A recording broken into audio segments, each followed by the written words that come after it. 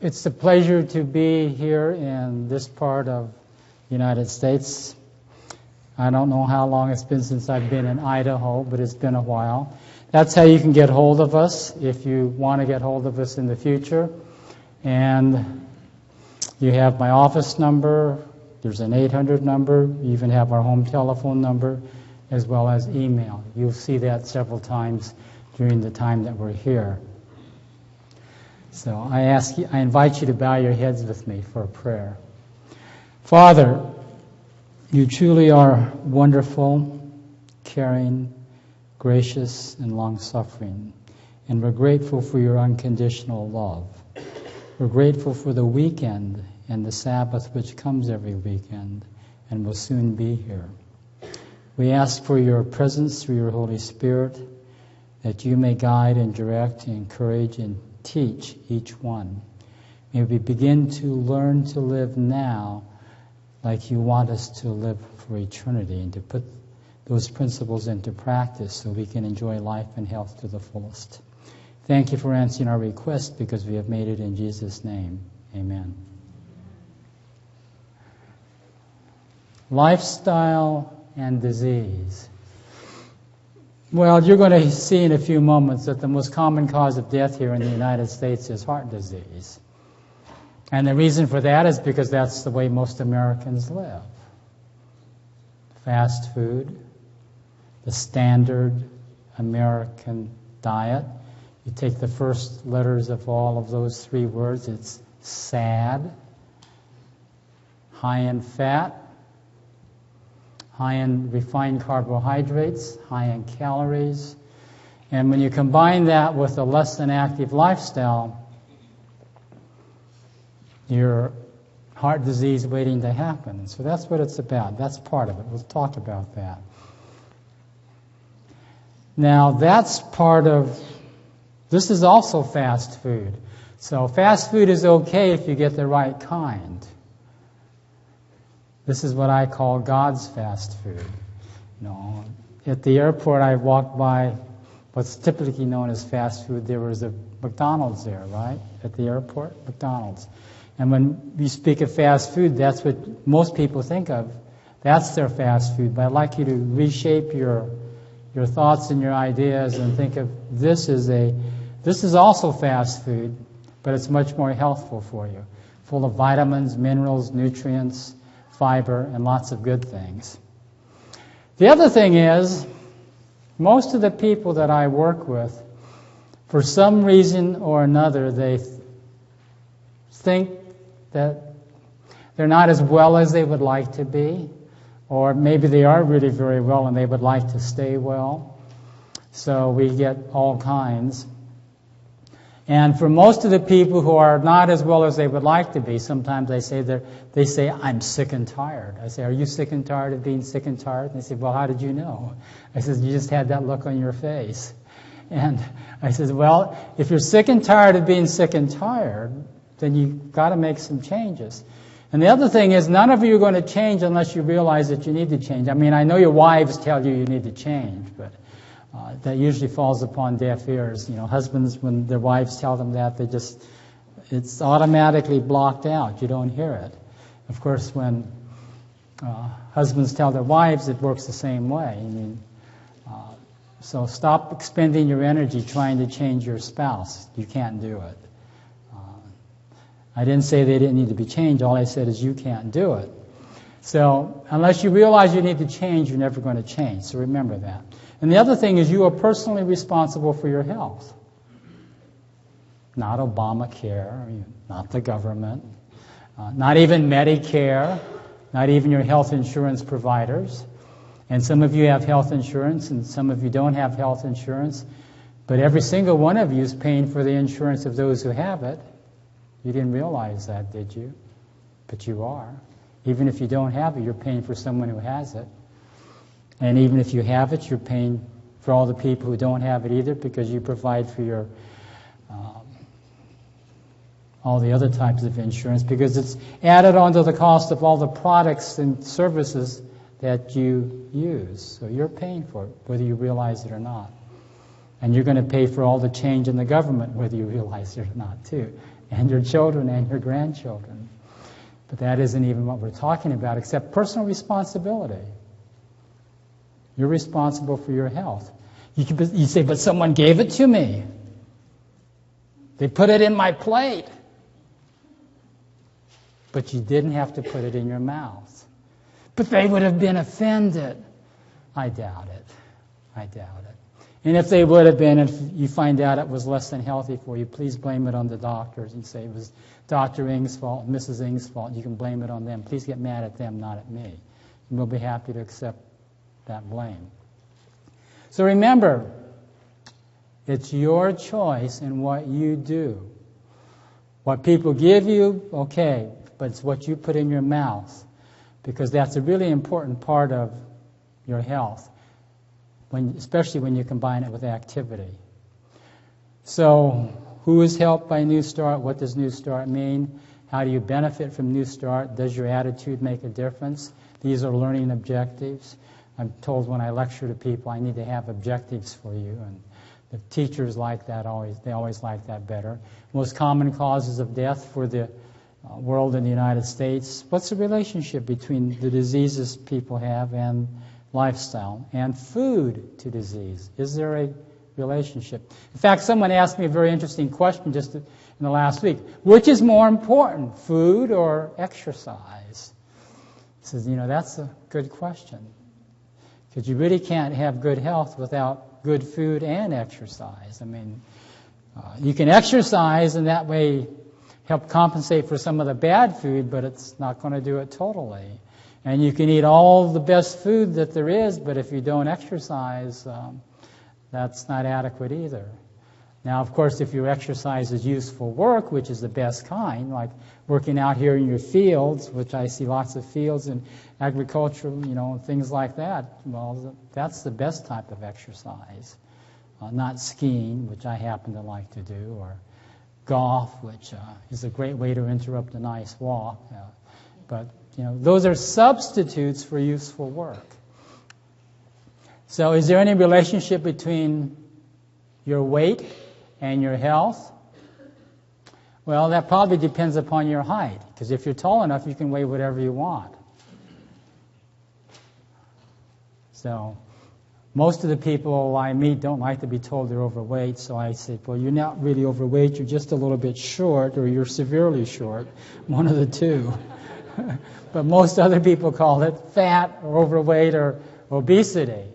So it all depends in your perspectives. But there is a healthy ratio between your height and your weight. That we will agree to.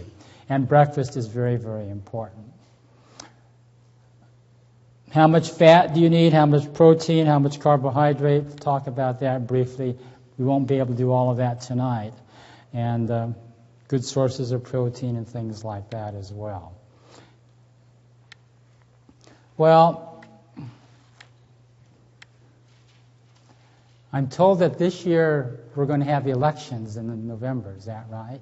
Well, we're going to have you practice voting right now. You've got three choices. Do you want us for this weekend to teach you only what is good? That's choice number one. Choice number two, do you want us to teach you what is better? Or choice number three, do you want us to teach you what is best? Now, the rules for the election this evening are as follows. Voting is compulsory. Now, I know that's not the way it is in the U.S., but in Singapore where we worked, voting was compulsory. And if you didn't vote, you had to have a very good reason.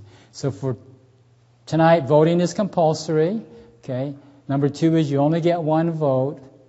Number three is the majority rules. So all of those who only want us to teach you what is good, would you raise a hand? No hands. Those who want what is better, would you raise a hand? Those who want what is best, would you raise a hand? Wow, that's pretty good. But some of you didn't follow all the rules. Some of you didn't even vote. Good, better, or best. Through this weekend, we're going to teach you what is best based upon several different things. One is evidence-based medicine. There's got to be sound medical evidence for the principles that we teach you. I've had the privilege of working with the American College of Preventive Medicine and helping plan their meetings for the past few years. And one of the things they keep telling us over and over again is when you invite a speaker, and the speaker is going to talk to the doctors about this, they've got to have evidence-based presentation. They've got to have sound medical evidence for what they're telling them. I mean, they can have ideas, but unless the evidence backs it up, they can't use it. They've got to have medical evidence. So the things that we're telling you have sound medical evidence for it. We also have the experience with all the people that my colleagues back at Weimar and I have talked to and worked with. Probably we've been working in this area, which we call lifestyle medicine, for combined, if we take how long we've been doing it, a total of like 75 years of experience. My wife and I have been doing this for 32 years. My other doctors there have been doing it for 20 and more years. So we add that all together, we end up like with 75 years of experience. And literally talking and lecturing to thousands of people all over the world and getting feedback from them as they tell us what happened when they put into practice those principles. And then the third thing is there are eternal principles of health. Now, do you believe that? And where would you find those eternal principles of health? In the Bible, that's right. There's principles of health in the Bible. We say, but the Bible is only for your spiritual well-being. No, the Bible is for the whole person care, physically, mentally, and spiritually. So it has things in there that pertain to your health. And you need to learn what they are, and you need to put them into practice. So learning is important, but putting it into practice is much more important. By now you've probably figured out that we're Asian, and you're right. Actually, Asians are part Caucasians. Did you realize that? If you take off the first few letters of the Caucasian, you end up with what? Asian, see? So we're part Caucasian. I don't know if we're the better part or the other part, but we're part Caucasian. Well, with that as an introduction, and my wife has already talked to you a little bit, I'm going to show you a picture. Well, first, in Asian society, your children are your fortune. So that gives me license to show you a picture of our 5 children. We have 5 children. And the reason I show that primarily is because they were all raised in a lifestyle which are trying to persuade you to adapt. They were raised eating the type of food we're going to try to persuade you to eat. They were raised exercising. In fact, I remember this now. Sometimes the kid says, I said, before you can eat breakfast, you've got to go out and run your mile. They say, now that's why we don't like to run, because you made us do that. But it wasn't quite that bad. But they're all active and they all exercised. And they were all very healthy. When they were small, our nice relatives and some friends would say, you know why your kids are so short and so skinny? I say, no, why? I said, because you won't feed them any meat or fish or chicken. I said, oh, they look pretty healthy to me. And now they come up to us and say, well, my oldest son there on the right, he's 6'3" tall. My daughter's 5'7", and the other boys are about my height or taller. Now they say, how come your kids are so tall? And I say, because they never ate any meat or fish or chicken. It's true. The growth spurt is later. They grow for a longer period of time. My oldest son, the one who's 6'3", he was still growing taller at 20 years of age. The other thing is the females, the girls, their onset of menstruation, the medical term is menarche, is later. Most of you who have children raised on the standard American diet, your daughters start to menstruate somewhere around 11 or 12. Our daughter didn't start to menstruate till she was about 16.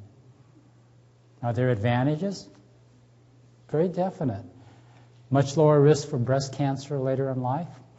As soon as a female starts to menstruate, she's capable of reproduction and having children.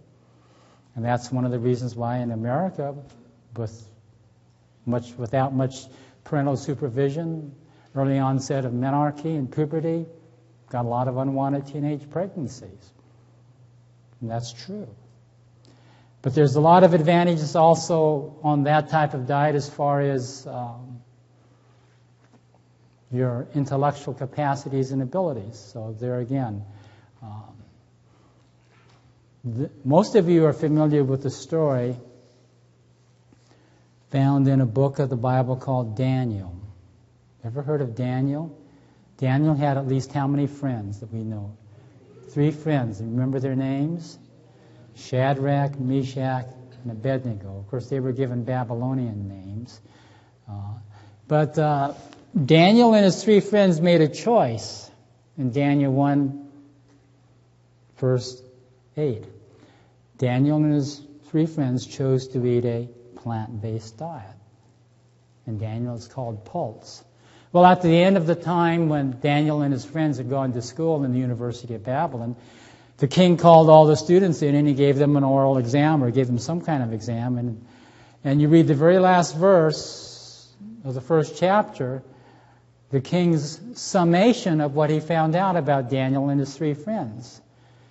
And what did it say? Daniel and his friends were what?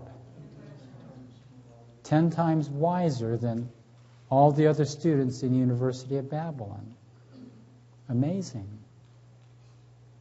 On a diet deficient in meat and fish and chicken and alcohol and, yeah, that's right. A plant-based diet. Daniel and his 3 friends succeeded amazingly well. The diet was part of it, a very important part. But another very important part is mentioned in 1 Samuel chapter 2, and I believe it's verse 30. It's either 15 or 30. And it goes something like this. And it's the Lord who's speaking. He says, "Them that honor me, I will honor." And everything that Daniel and his friends chose to do, they chose to honor God. Combination of a good plant-based diet, choosing to honor God and put God first in your life, God honored them. You've got a winning combination there. Think about it. It worked for Daniel, why won't it work for us? Give you a history of one of my friends. This is Tom. I met Tom in, 2003. He'd had diabetes. He had diabetic neuropathy, burning, numbness, and tingling.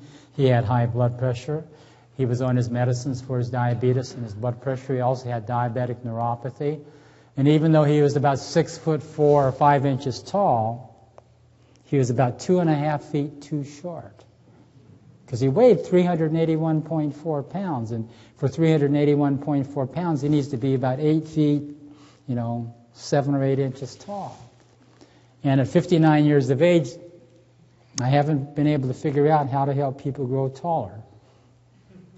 So he came to our program. He was there, and by the end of the program, he lost 16 pounds. And here he is, 17 months later, 140 pounds lighter. And by the way, Tom was a dentist, and when I first met him, I really could not understand how he could work in a patient leaning over with his tummy like that without having a horrible backache. I mean, they got to lean over. And he was so big, he would have to be way back like this. By the way, 6 weeks after he came to the program, no more medicine needed for his blood pressure, no more medicine needed for his diabetes. Normal blood sugars and normal blood pressure. And Tom continues to keep his weight down. We've had other people come to our program. There's a gentleman who was an artist, and he's lost over 200 pounds, and he's kept it off for 4 or 5 years. And when he first got to our program, he could hardly walk, barely move. And he said, I had one foot on a banana peel and the other foot in the grave. And he's so happy that he came to New Start. Well, most of the diseases we see in the world are due to high blood pressure, high cholesterol levels, obesity, and low levels of physical activity. Only about 22% of Americans get enough exercise. And shortness, overweight, is a real problem throughout the whole world. It's getting worse and worse. They talked about this was 8 years ago, but it's even worse today. 1 billion adults are overweight, 300 million are obese, and more than 500,000 die annually in the U.S. and Europe from diseases related to being too short.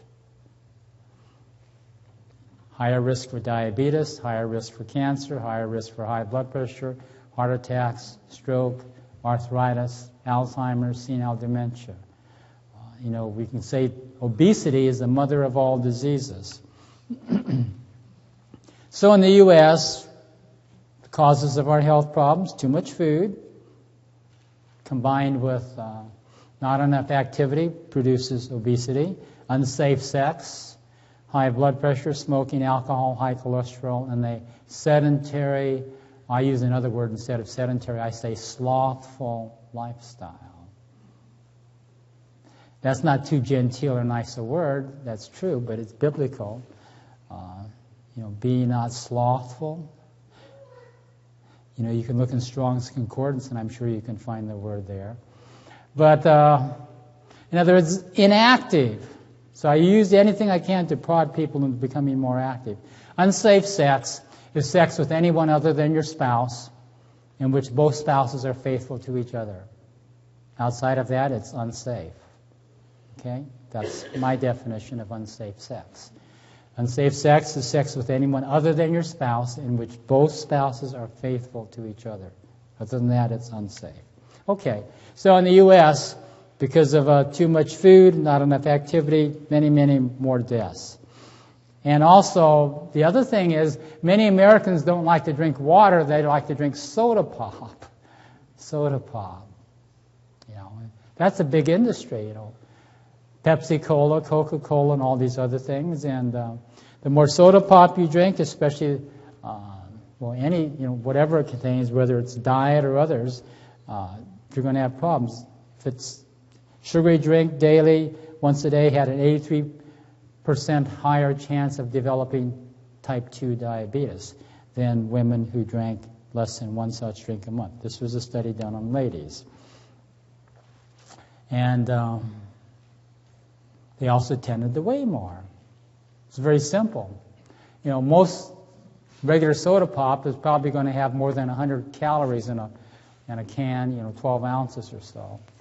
If you only eat an extra 50 calories a day, you're in caloric balance, you only take an extra 50 calories a day, in 1 year you'll gain 5 pounds.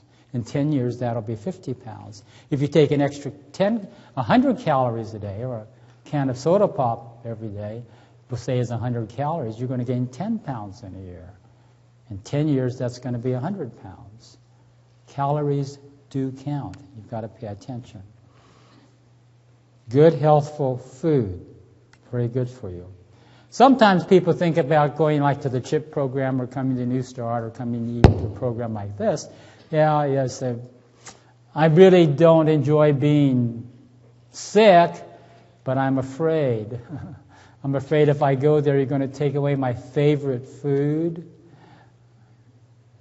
I don't know what it is, KFC or Big Macs or Arby's roast beef, or I have no idea what your favorite foods are. I'm not going to take away the Idaho potato. I might encourage you to not use potato chips.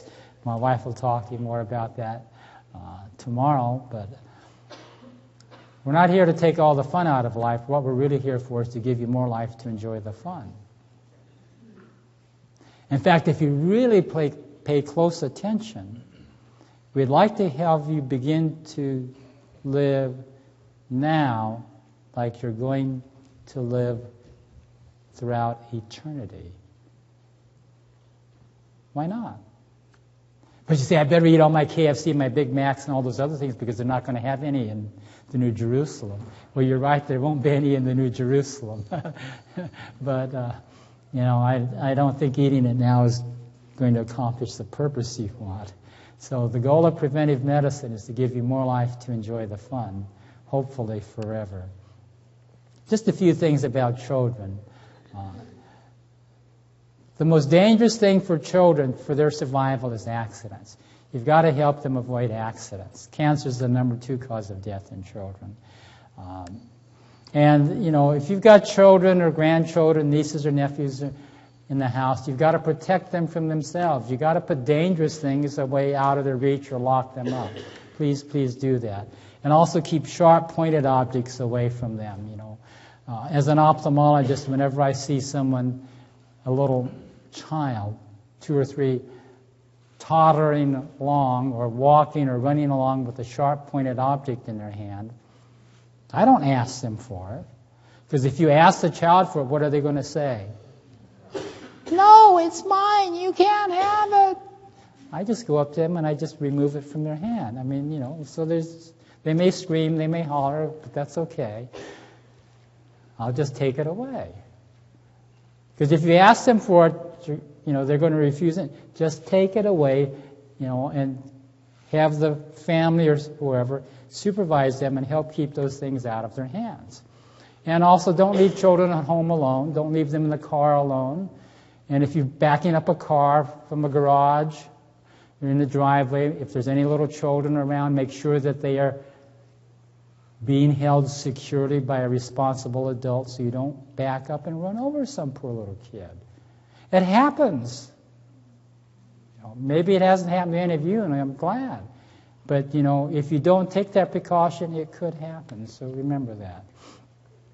And make sure that you wear your seat belts and all those other things, and make sure your children get their immunizations and you get your immunizations, DPT, polio, rubella, chicken pox, all of those things. Get your immunizations. It's important. And teach your young people, teach their children when they're small to obey, and teach them to say no when there is something that is not good for them. Give them some backbone. If you don't teach them to say no, and you need to restrain your children and raise them the right way. That's right. Not let them do anything they want. They need to be disciplined. Very important. Is your life in balance?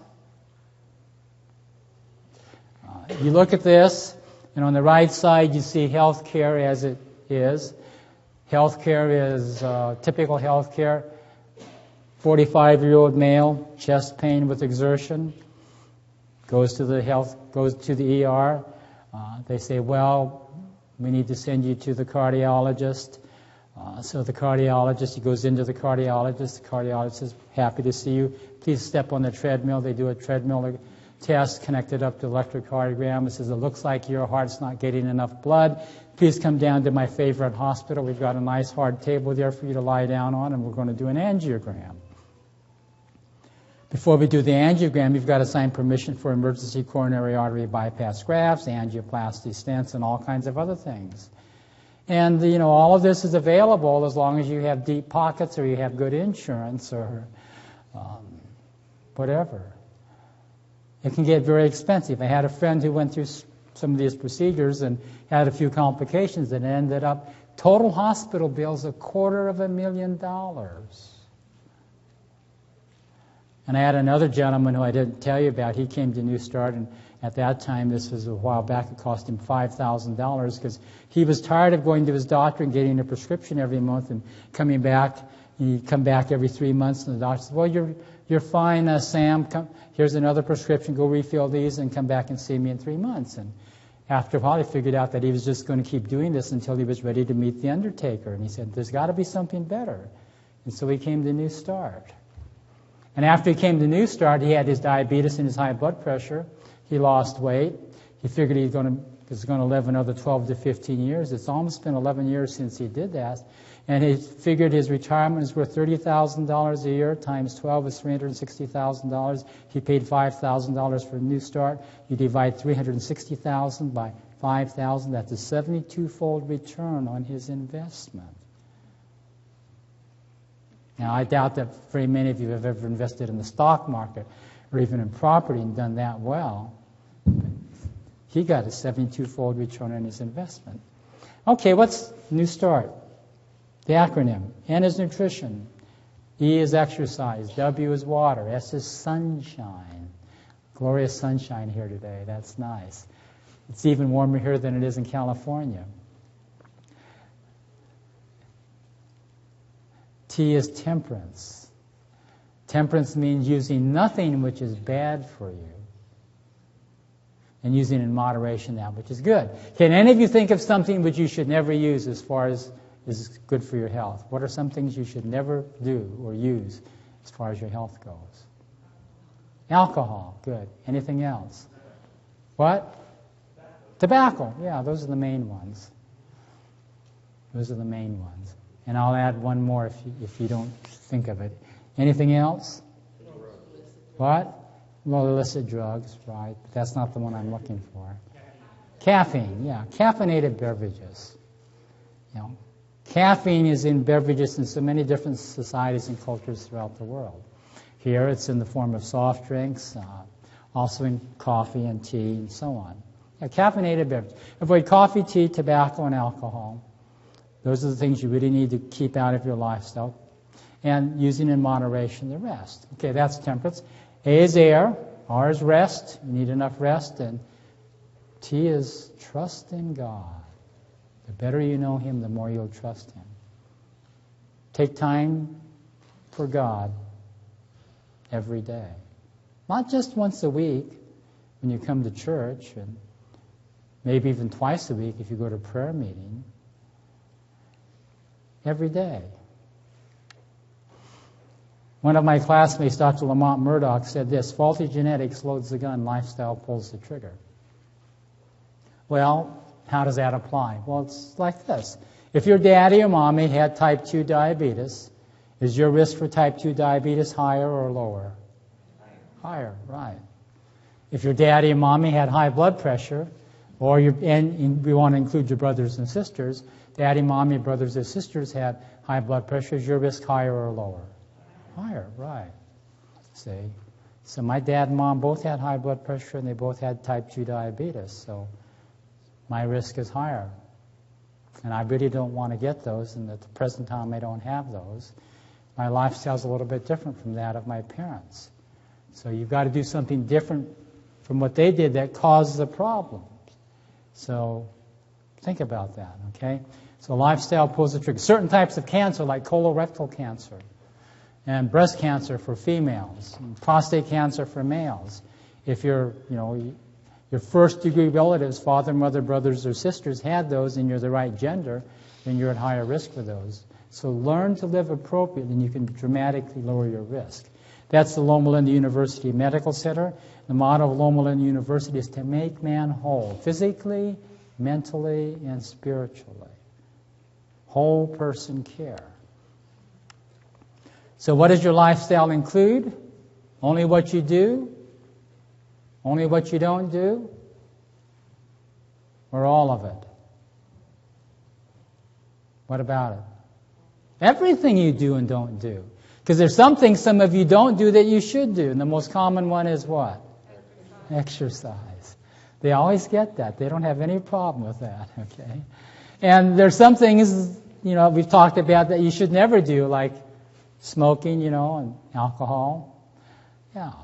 So your lifestyle includes everything you do and everything that you don't do, because all of these can have a bearing and impact on your health. So that's really important. Today is the first day of all the rest. Is that true or false? True. Question: how long is all the rest?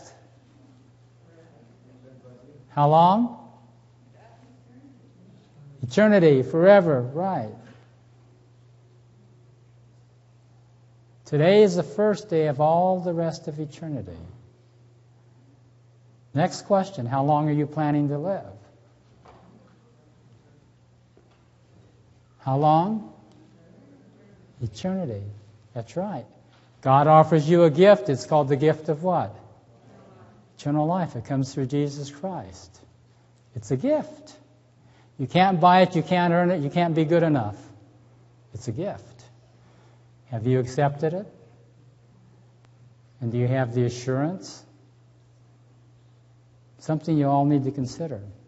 If you don't have the assurance, you need to talk to your pastor or your Bible worker, okay? So how long you live is up to you, so please choose wisely. It's never too late to change, or eat right, or exercise. That's right. So are you ready to get started on the right path? Do what you need to do? Better late than never. So let's get started tonight, not tomorrow. So what you've done in the past, you can't change. Sometimes people say, oh, but look at all that time I wasted. Never mind, it's wasted. You're right, it's wasted. It's too bad, it's unfortunate. But what's more important is what you're going to do today and tomorrow. Because what you do today, tomorrow, next week, and next month also has a bearing on how you're going to spend eternity. Right? Absolutely. So remember that. Now, it's not what you know that's most important. It's what you do with what you know. Because it doesn't do you a single bit of good if you know what to do, but you don't do it. And some of you don't do it. I mean, we say that's human nature. Yeah, it is human nature. But you've got to put it into practice. And that's why it's who you know. And I'm talking about God. He's the one who empowers you to do the things that you need to do. You've got to make a choice to do them. If you just say, I'm going to try to do them, you're going to fail. Trying is not enough. You've got to choose. Choose what you're going to do. Choose how you're going to live. Choose how you're going to eat.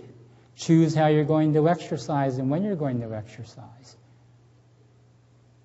And then you've got to spend some time with God every day and ask Him for the power to do it.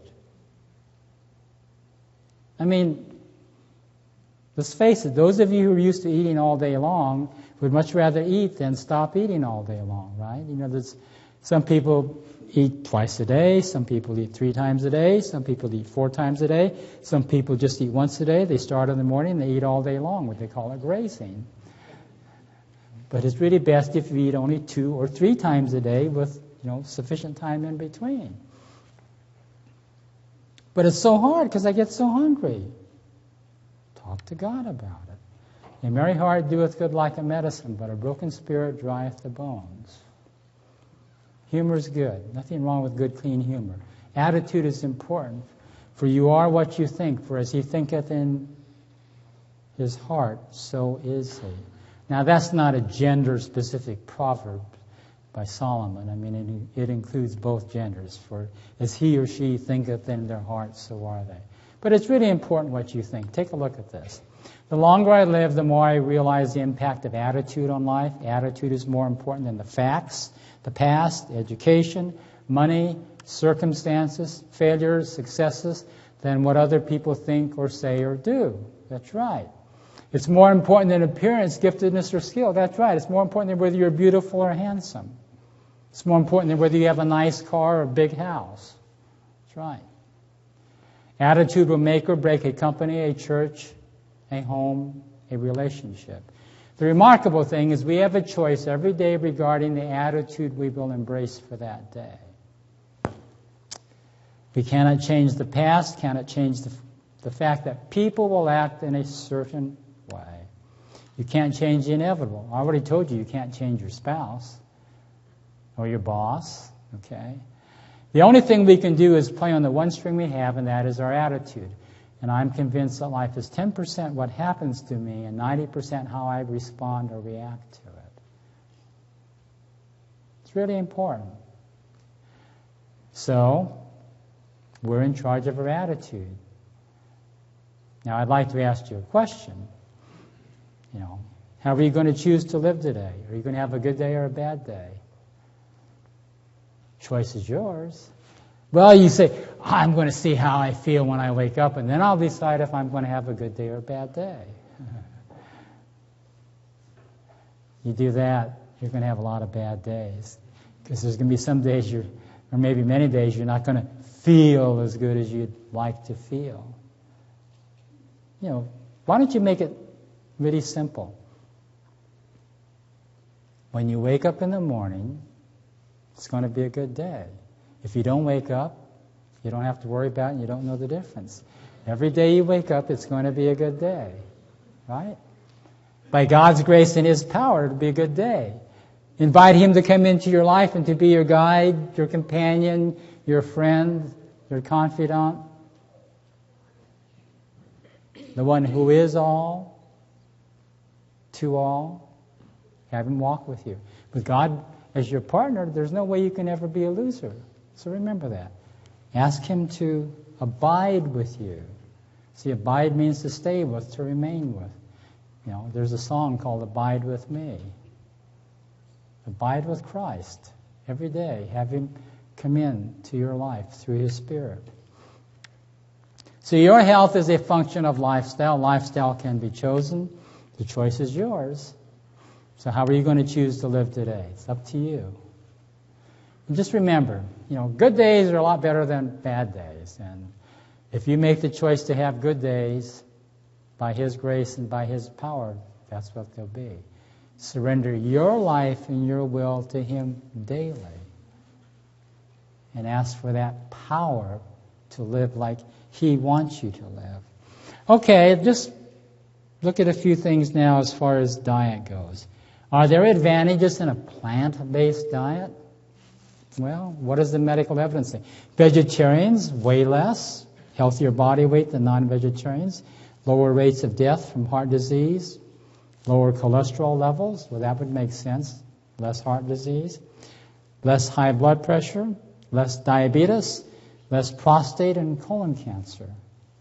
Well, that all sounds pretty good to me. That's what a lady from the American Dietetic Association said. That's what the evidence shows. Dr. Clive McCabe was a professor of nutrition at Cornell University. And one of his students by the name of Helen gave him a book to look at.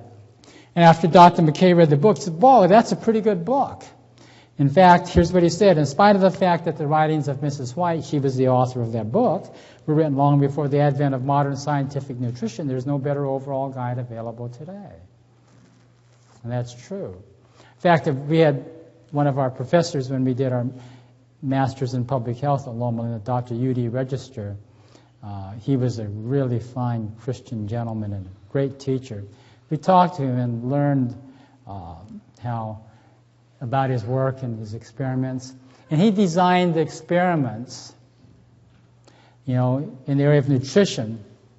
And one of his colleagues mentioned this. He said, what he would do is he would read some of the things that Ellen White had written about nutrition, then he would design experiments to verify that, and it worked pretty well because he already knew what the answer was going to be, and it just proved it out scientifically. Amazing. And he learned lots, and he taught lots of people from that fact. Dr. George Mann from Vanderbilt and Dr. Frederick Stair from Harvard School of Public Health said, in our opinion, nutrition is the single most important environmental factor affecting health.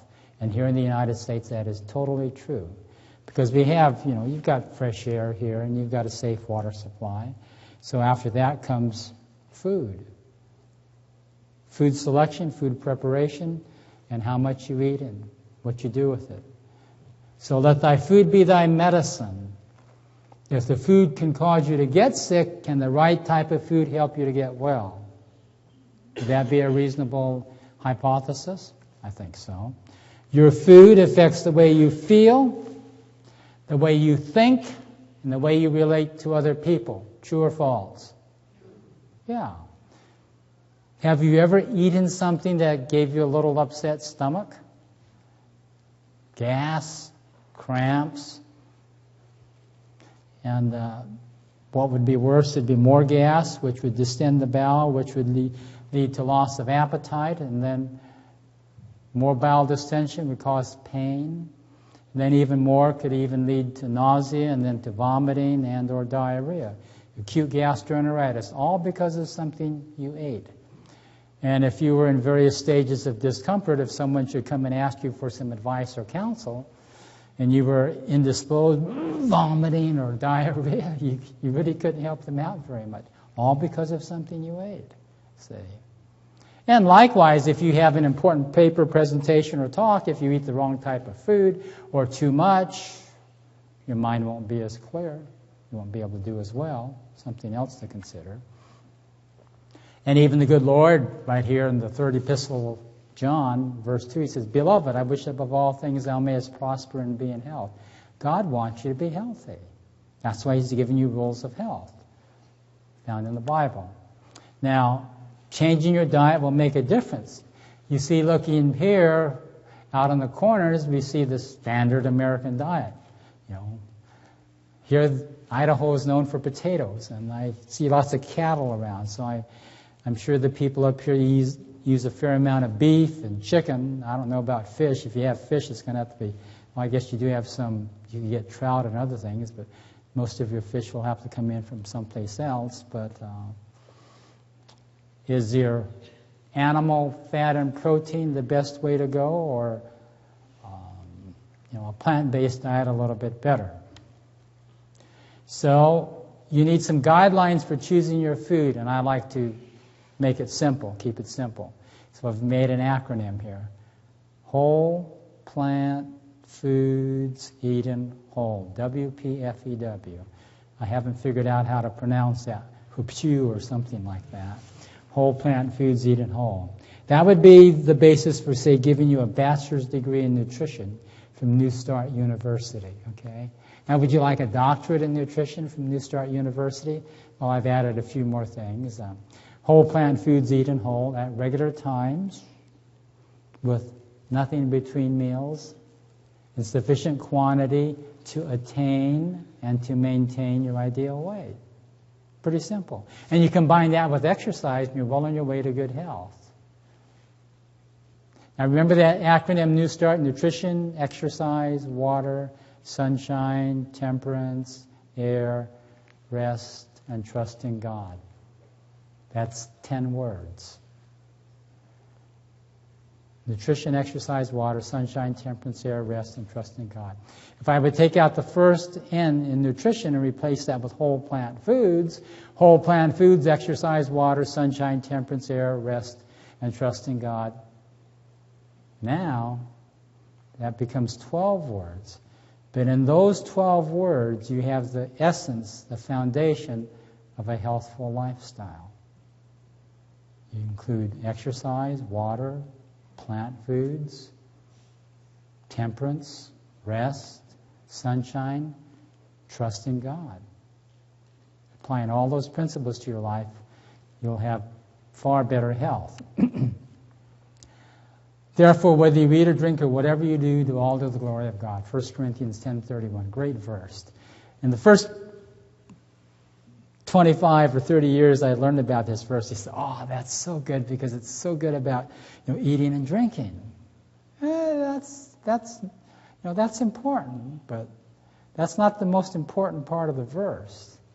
The most important part of the verse is the one right here, whatever you do. Does whatever leave anything out? See, everything you do or don't do either draws you closer to God or further from God. One or the other. It's not really neutral. So, if you want to have the greatest joy and happiness, you want to do things that are going to enhance, improve your relationship with God. And the things that detract from your relationship with God, you really want to kind of just let them go by the wayside. Think about that. Therefore, whether you eat or drink or whatever you do, do all to the glory of God. Well, can you trust your appetite? What is appetite based on? What? Okay. Taste? What else is your appetite based on? Sight? Okay. Smell? What? Impulse? Yeah. What? Custom? What you like? Let me ask you a question. There are some foods now that some of you still like that you learned to eat when you were a child. Is that true? And there's some foods that you never liked as a child that you still don't like. Is that true? Yeah. How about the influence of family? How about the influence of culture? Friends, whether you're Asian or Native American or Hispanic, and where you live in the world, Asia, Africa, Europe, Italy, France, UK, all of those influence our appetite. Probably one of the strongest influences is your home or your family. And, through habits of eating, the appetite has become perverted. Here in the U.S., we say meat and potatoes. That's what you need. Meat and Idaho potatoes, right? We cannot safely be guided by the customs of society. You've got to learn what is right and what is good for you. And then you've got to make wise choices about that. So think about that. Well, sometimes appetite, demands food that impairs health and causes weakness instead of strength. If you grew up eating hot dogs and Kentucky Fried Chicken and Big Macs and things like that, and they taste good for those of you who like them. I mean, I used to eat those things, and they tasted good when I was eating them. There's no way I would eat one now, but that's what I used to like. That's what, I was never taught anything different when I was a little child. But as I got older, I learned that some other things were better, and I had to make some changes. So the disease and suffering that everywhere prevail are due to that meat and potatoes. See, that type of problem, that's what we find. Now, something better, eat a wholesome and balanced breakfast large enough to provide 1/3 to 1/2 of the day's nutrient requirements.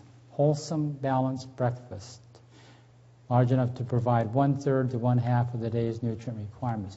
Breakfast like a king, lunch like a prince, and supper like a pauper. Smallest meal of the day should be your evening meal. Now, eat 2 or 3 planned meals with nothing except water between meals. Drink your water between meals. Eat at a table designed for meals. That's so you won't be sitting at your favorite easy chair after you've had your dinner, snacking away as you're watching television or you're on your computer on the internet, you're surfing the internet, eating your big munchies. You don't want to do that. Eat at a meal designed for meals. Eat at a table designed for meals. So when you eat is just as important as what you eat. Space your meals out, 5 or 6 hours between meals. In most cases, how many meals are preferable? 2. Most housewives are like this. Oh, you mean I only have to cook twice a day? That would be neat. Just think how much time you'd save, 1/3. And, you don't want to get your meals close together, and you don't want to eat your last meal of the day just before you're going to retire. That's not as good. Principle number 3, choose fresh and dried fruits with unrefined flours for wholesome desserts that provide vitamins and minerals for good nutrition. Eat less sugar. So, that's what you can do. You don't need so much sugar. Now, carbohydrates are a really important part of good nutrition. So you need to make sure you have carbohydrates. And with carbohydrates, the primary sources of the carbohydrates, I'm told you have things here in Idaho. What are good sources of carbohydrates that they produce in Idaho? We've talked about some already. Idaho what? Potatoes, but also you have cereal grains. Do they grow wheat here? Yeah, wheat. And do you have some fruit? No. So fruit is a good source of carbohydrates. Cereal grains are a good source of carbohydrate. And root vegetables, potatoes, sweet potatoes, sugar beets, radishes, turnips, things like that. All good sources of carbohydrate. And Americans eat far too much sugar.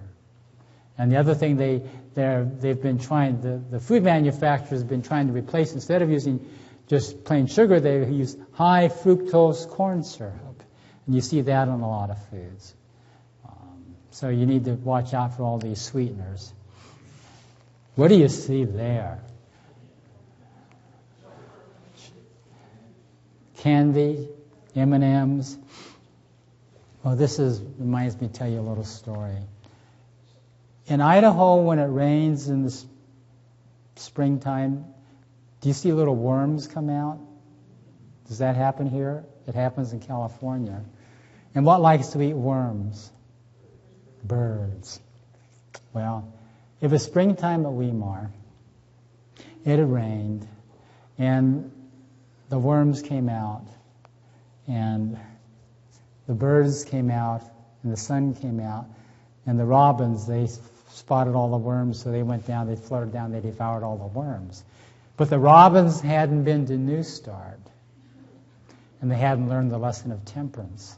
So they devoured all the worms. After they finished eating all the worms, they tried to fly back up to the trees, and they couldn't do it. They were going like this, and they couldn't get off the ground. So Sylvester the cat came by, and he saw the robins there, and the robins gave up, and they were just lying there basking in the sun, relaxing. He said, oh, we might as well enjoy the sun. And so Sylvester the cat came by, and says, dinner is served, and he devoured the poor little robins, and he lay there rubbing his tummy, and he says, oh, I just love Baskin Robbins.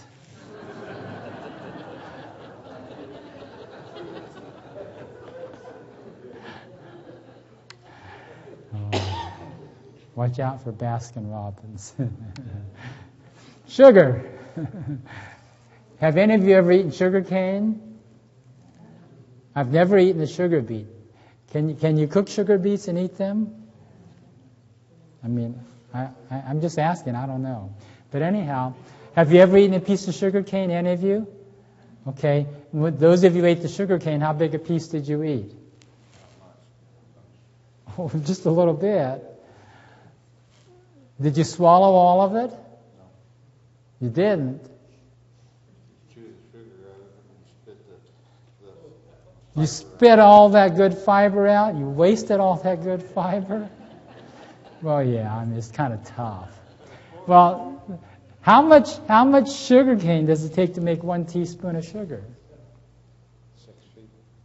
Oh, now that would make 2 teaspoons. You're close. 3 feet of sugar cane to make 1 teaspoon of sugar. 1 teaspoon of sugar has, 15 calories. So if you have 10 teaspoons of sugar, how many feet of sugar cane would that take? What's 3 times 10? 30. You know what a Cinnabon is?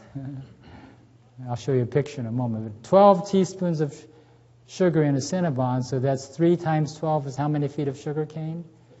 36, for those of you who know your timetables. Okay. This is at Sacramento Airport. That's where I flew from this morning. And there's a Cinnabon. Ooh, look at that. 12 teaspoons of sugar, about 600 calories, and I don't know, about 25 or 30 grams of fat. Not very good, healthful food choice. And, liquid candy, soda pop. Kids like soda pop, right? You like soda pop? I used to when I was a child, but 54 gallons a year per person, 19 ounces a day for the average American. And the average teenage boy drinks 42 ounces. That's 3.5 12-ounce can. The average girl, 31 ounces. So that's a lot of stuff. A double gulp at 7-Eleven is 64 ounces. How many ounces to a quart? 32. So 64 ounces is how many quarts? That's 2. That's a half gallon of soda pop. That's right. A 12-ounce non-diet drink has 150 calories. A large Coke from McDonald's, 300 calories. And that's why some of our teenagers have a problem with weight. All those sugary drinks, all those extra calories. And the other thing is also with all the caffeinated beverages. Cokes, Pepsis, Dr. Pepper, Jolt, Red Bull, Mountain Dew, all kinds of caffeinated beverages. And some of the sports bars even add caffeine to help, give you more energy, they say. You ever wonder what happens when they take whole wheat, the kernels or the whole wheat berries, whatever you want to call it, and they refine them and they make them into white flour? Well, this shows the percentages of loss of the 18 vitamins and minerals listed there when they take the wheat and they make it into white flour. You send it to the miller and they make it into white flour. So some of them you lose 82%, 77, 80, 76. Another way, well, let me do it this way. If I had $4 and I didn't bring 4 $1 bills with me, I'd really like to use the new presidential coins, the gold-colored ones. We wish they were gold. And I would give you 4 of those new coins, I'd give you 4 coins and I'd ask you to give me a $20 bill. Or 4 5s or 2 10s. You give me $20, I'll give you $4, then I'm going to call you enriched. How does that sound? Well, see, when they make enriched white flour, they take those 4, thiamine, riboflavin, niacin, and iron, and they add that back to the flour, and they call that enriched white flour. Is it really enriched? No way. Because here's how many slices of white bread equals 1 slice of whole wheat bread. See? Vitamin B1, B6, niacin, iron, it's 7. Vitamin E, it's 20. Folic acid, it's 6. Just remember this. The whiter the bread, the quicker you're dead. The whiter the bread, the quicker you're dead. And the whiter the rice, the sooner you're on ice. Okay? Now, I don't know anything about potatoes being white or brown, but anyhow, just remember that. And Americans spend a lot more money on fast food than they do in movies, magazines, all kinds of other stuff. So, Murder Burger. Don't you think that's a pretty good name for a restaurant? Fast food restaurant? That used to be the name of one near Sacramento. Murder Burger. Unforgettable, right? See, I'll meet you at Murder Burger. They changed the name. And I asked the owner, I said, why did you change the name? I mean, that's an unforgettable name. You're not going to have trouble remembering that. He says, we'll meet down at Murder Burger, tonight after the ball game or whatever. He says, well, this was after mad cow disease came out. You ever heard about mad cow disease? He says, so he offered a prize for whoever thought of the name that he would pick out. And the prize was $1,000 cash. That's pretty good. I could take that. And the next part of the prize was 1 free meal at that restaurant every day for the rest of your life, however short it might be. And by the way, they changed the name from Murder Burger to Red Rum Burger, which happens to be murder spelled backwards. Murder spelled backwards. Red Rum Burger. That just doesn't have the same ring as Murder Burger.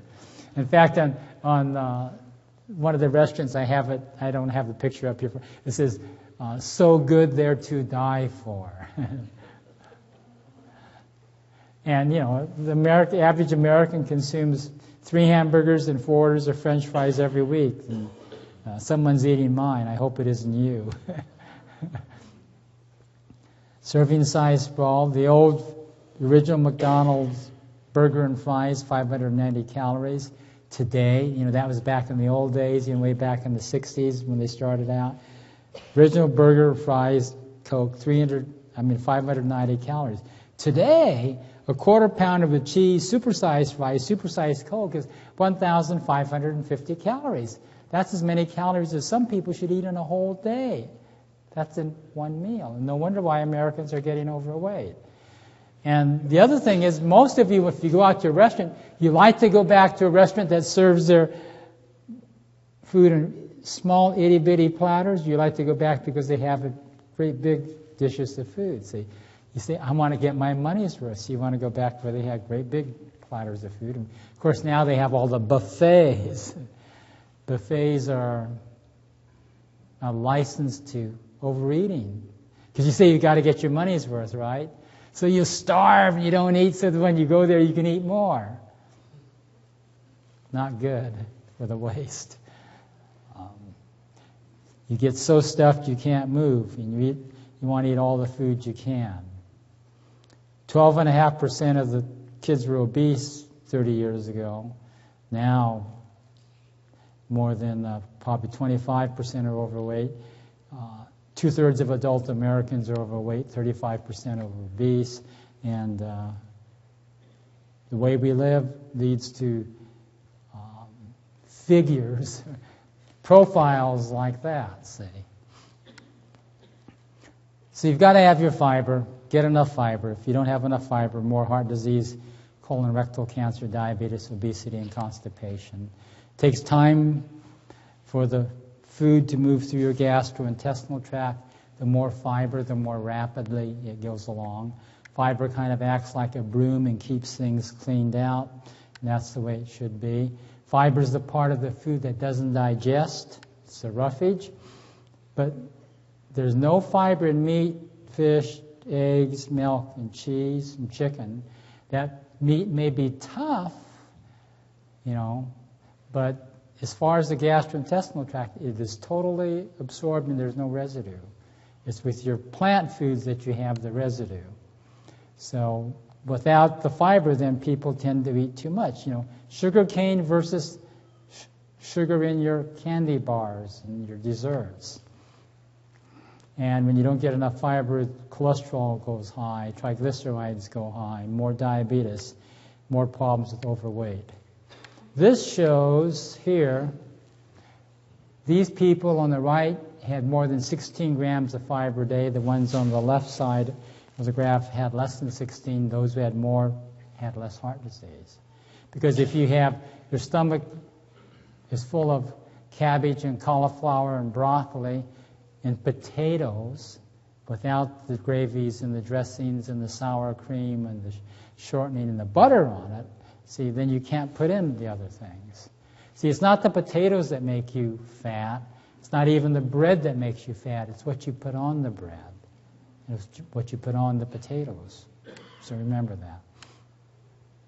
So low fiber diet, more problems with constipation, appendicitis, and diverticular hiatus hernia, varicose veins, hemorrhoids, and bowel cancer, and other things as well. So you do need fiber, so make sure you eat lots of whole plant foods. That's good. And here's some examples of different types of fiber in different foods. And all of these are, there's two types of fiber, soluble and insoluble. They're both important in nutrition. And solubility refers to whether it's soluble in water or not. And again, if you want the young people to do well in school, make sure they get a good breakfast. Get up in time to fix them a good breakfast. And this is an important study showing why, if you, adults or children, get too much sugar, your immune system is kind of suppressed. Here, we'll use this one. Okay, you eat food which does not contain any refined sugar, and a white blood cell will kill 14 bacteria. You have half a can of soda pop or one donut, it's only going to kill 10 bacteria. You have a whole can of soda pop or two scoops of ice cream, now it's going to kill only 5 or 6 bacteria. You have a banana split, 24 teaspoons of sugar, it will only kill 1 bacteria. So this is why when you eat more sugars and sweets at one time, as in holidays or birthdays or occasions like this, sometimes the kids get sick more easily. And this is the reason why. It explains it to you very nicely. And it's, it makes sense. Now these are just amounts of sugar in food. And please look at your good old-fashioned milkshake, 42 teaspoons of sugar and 12 ounces. That's a lot of sugar. So you need to be aware of that. Also look, when you read the labels on food, look for glucose, sucrose, and high fructose corn syrup. And let's see, here's our last slide. Now, if you want energy, this compares 3 different diets. The standard American diet, high in fat, high in protein. These athletes were able to maintain a certain speed on the bicycle for 57 minutes. Mixed diet, less fat and protein, they were able to go for twice as long, 114 minutes. On a high-carb diet, they went almost 3 times as long. So if you want more energy, you need more carbohydrates. The only time we have to temper this with is if you have diabetes, and then we've got to be careful with the type of carbohydrate you use. But if you don't have diabetes, complex carbohydrates are what you need to give you your source of energy. It's not protein that you need, it's carbohydrates. Carbohydrates are broken down into glucose, and glucose is like the gasoline in your engine. Glucose is the gasoline for your cells.